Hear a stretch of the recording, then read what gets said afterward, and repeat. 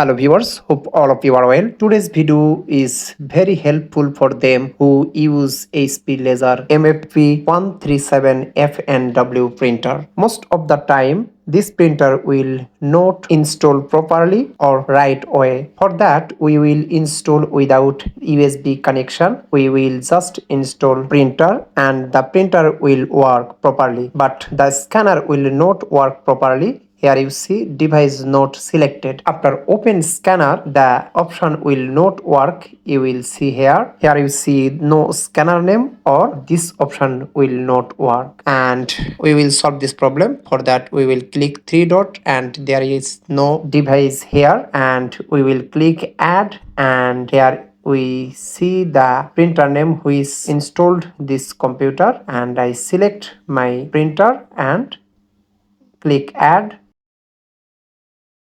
and OK. Now we will see the result. After updating, we will see the result.